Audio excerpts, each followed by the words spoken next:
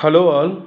In this particular video, I'm actually going to talk about why do sometimes even an experienced Scrum Master or an Agile coach is fundamentally unable to clear the interviews. Okay, so based on my own experience, I actually thought to share my perspectives through this particular video. Okay, so just to introduce myself, my name is Balaji, and I am currently playing the role of a leadership agile mentor. I do have 20 years of experience in IT and somewhere close to 12 and a half years experience in agile driven engagements, and for the past 6.5 years I am actually part of the interview panel for a Scrum Master and agile coaches. So based on this particular background or the context detail, let us now get into this particular video. So the first point is that some people, no, I'm not saying all, some people who are actually experienced in the agile world, they do have the mentality that, okay, no, I know everything mentality. Say for example, they might have been worked in some kind of a Scrum, Kanban, DevOps, Saves, Less, DAD, Nexus, whatever be the framework. So sometimes I have seen people have the mentality, I have been in the industry for 19 years or I have been in the industry for 15 years. So why do I need to why do I need to prepare for the interview? My say in this is absolutely no. If you actually don't actually know, if you actually fail to prepare, as the proverb says, we are actually preparing to fail. So irrespective of your years of experience, it is always better to spend some kind of a reasonable time to prepare for the interview. Not only for the Scrum Master or a Agile coach, any role for that matter, you may need to spend some good amount of quality time to prepare for the interview if you are really serious to win the game. Okay, second point is people are not getting aligned to the JD.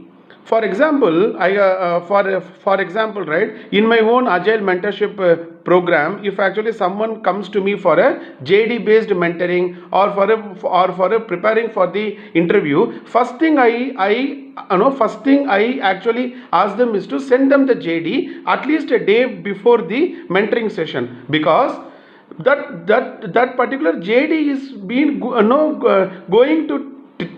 going to tell you what are all the colors of the rainbow in terms of a preparation. If you are not actually aligning well to the JD, you are actually walking on a slippery road or a pitfall. Okay, so the second point is that failure to prepare in tune with the JD is actually one of the potential cause for not able to clearing the interview, irrespective of your so-called experience in IT. The third point what I have seen is people are not able to talk about evidences of a success. See, for example, last week, I was actually interviewing a candidate for an enterprise agile coach role, and that particular candidate, when I'm trying to ask him a question, he is actually directly jumping into the solution, and he was not able to connect the dots, and he was not able to give me a narrative flow. Okay, so what do you mean by narrative flow? Means what was the problem statement and how did you arrive at that particular solution implementation, and how you actually implemented the solution, what are all the benefits that we got as part of the as part of the implementation, and most importantly, how are you going to sustain the benefits? And while you are talking about your metrics or your dashboards or your program predictability measure report, somewhere in your conversation it should be impactful enough so as to talk about evidences of its successes. For example, compression of its cycle time from X percentage to Y percentage, program increment after program increment, quarter after quarter. So somewhere a little bit of a data driven, some kind of an evidences of a success need to be articulated in the interview. Okay, the fourth thing is whenever you are preparing for an agile transformation related interview, it is not enough if you only prepare for agile transformation. Sometimes you may need to also prepare from a overarching perspective. Okay, what did I mean by that? Digital transformation, business transformation, cultural transformation. If you actually prepare from a overarching perspective in terms of the digital transformation, business agility, business transformation, and then the cultural transformation, and then if you are harmoniously able to blend the agile transformation, probably it may resonate in a better manner. Okay. The fifth thing, what I have seen, even with the experienced people, is people try to jump into the answer without taking a pause as soon as the question is asked, and sometimes people have the tendency to jump into the answers even without having clarity on the problem statement. For example, see, for example, if I am asking some particular question on some metrics or a dashboard, or if I am actually asking some kind of a question on a agile maturity assessment, probably I wanted that candidate to question me back, agile maturity assessment at what level? Team level, program level, portfolio level, executive or a leadership level, because the same agile maturity assessment can be done at multiple constructs or levels or layers. So sometimes if you lack clarity in the question, or if you see an element of if you see an element of incompleteness in that particular question, please do not hesitate to request the interviewer to paraphrase that particular question in a different manner. Don't start answering the question and then make a request to the interviewer to paraphrase it, because that is not how actually leaders work. Okay, so if you take it till now, we have seen 5 points. First thing is the I know everything mentality. Second is not aligning into with the JD. Third point, we are candidate is actually unable to talk about evidences of his success. And the fourth point is candidate had not prepared well on the overlapping areas in terms of the digital transformation, business transformation, cultural transformation. Fifth thing, what is that we have seen is people have the tendency to jump into the answer soon after the question is been asked without taking a pause to align their particular thoughts. Okay, so we have seen 5 things now. Now I am going to talk about further reasons now. Okay. Sixth thing is, whenever an interviewer is asking you, okay, what are all the challenges you have felt? You need to talk about challenges at an appropriate level. See, for example, if you are an enterprise agile coach, and if someone is asking you what are all the challenges, and if you tell them I am unable to pull the Jira report, or unable to draw the burn down chart in the rally or version 1, it is a straight indicator for a rejection, because those are all the challenges at a team member level. So if actually you are playing the role of a Scrum Master, if you are playing the role of an RTE, and if someone is playing the role of an agile coach, depending upon the JD, depending upon the position to which you are applying, please prepare challenges at an appropriate level. Don't talk about team level challenges when someone is trying to ask at a portfolio level.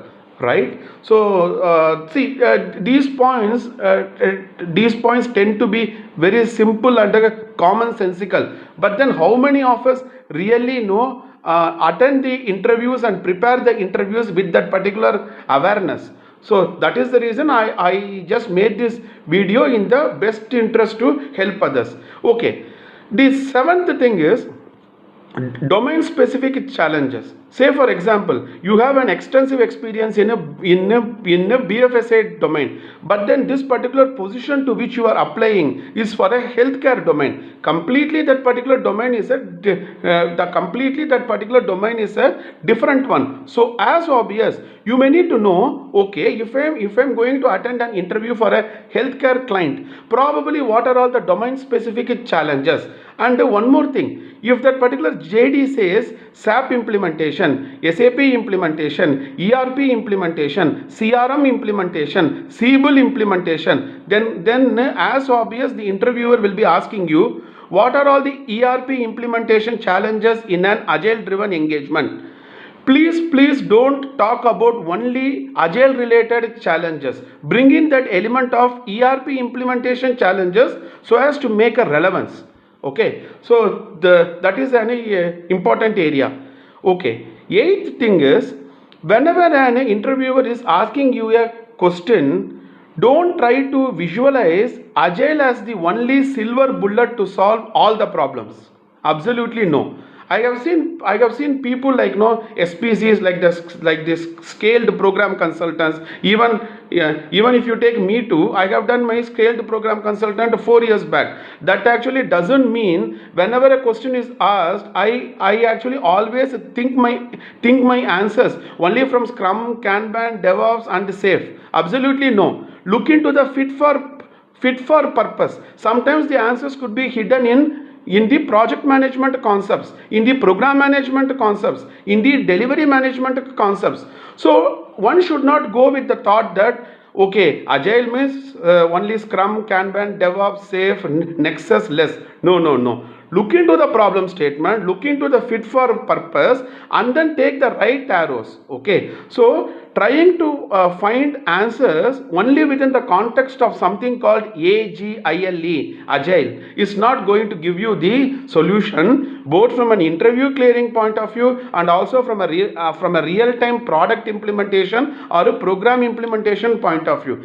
because sometimes the answers will be outside the context of agile frameworks. Okay, what I meant is, don't look only for within the context of the framework. Look from a broader perspective in terms of the project management, program management, delivery management, RFP and pre-sales support, and then try to visualize and paraphrase your answer.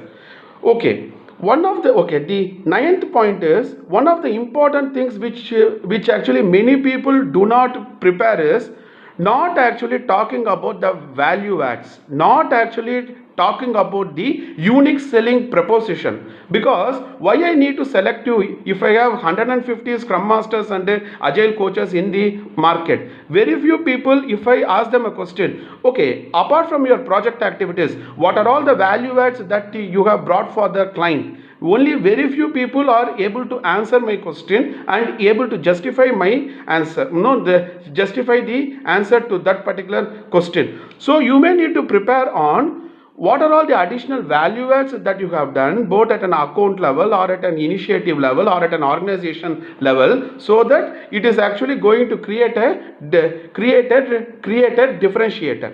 Okay, other couple of points what I like to say is, sometimes when someone is asking you, how will you create a coaching plan? You may need to question them back, coaching plan for whom?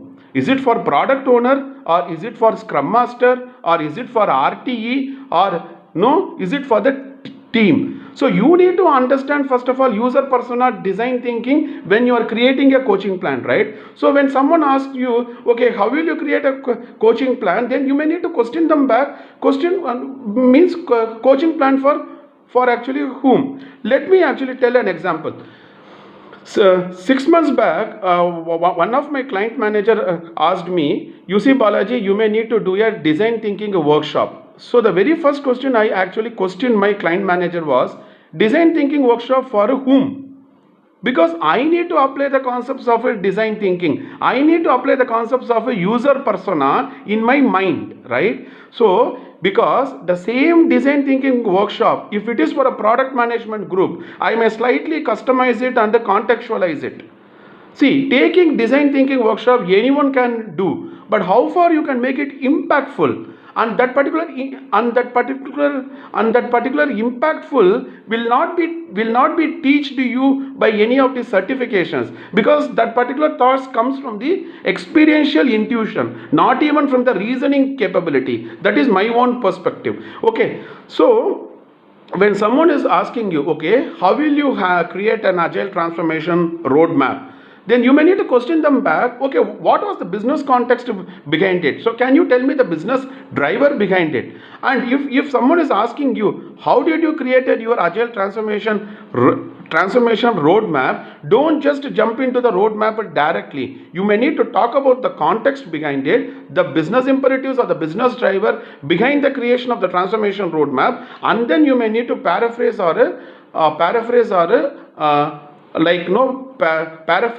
orchestrate your answer in a better manner.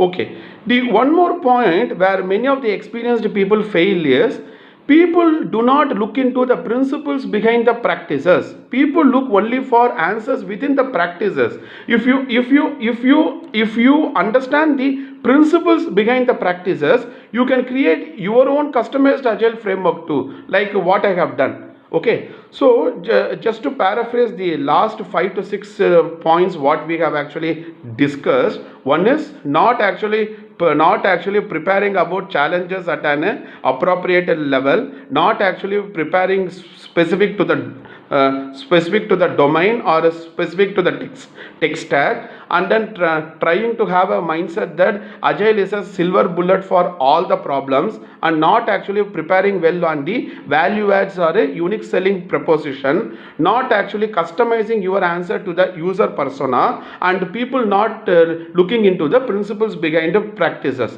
Okay, so in this particular video I have called out what are all the potential 11 points, 11 reasons why an experienced people also sometimes not able to clear the interviews pertaining to Scrum Master, Agile Coach and Agile Project Managers. So in the best interest of you, I may actually request you to once again go through this particular video and then possibly take notes, and when you are actually preparing for your own interview, please do keep these points as a checklist. Okay, and then see. Okay, now one of my mentee, as actually part of my agile mentorship program, asked me, if we do all these things, okay, whether the success is guaranteed. No, may not be always, but I am trying to do a refinement. We are not looking for a perfection here. We are looking for progression, for a better state of existence, and nothing like because perfection itself is a continuous improvement journey. If you do all these things, the probability of you getting selected will be more, and also it is not about just grabbing an offer letter. You will have you will actually have an enhanced capability to demonstrate that particular potential in your job. Okay, so if you have any challenges related to preparing for agile interview, or if you have any challenges in a real-time implementation, probably you can connect with me. I will share my WhatsApp number in the description of the video. I do have a program called Agile Mentorship program across multiple levels, like level 1, 2, 3. If in case you are actually interested, you can join my mentorship program in the best interest of you. Okay, thanks, cheers, bye.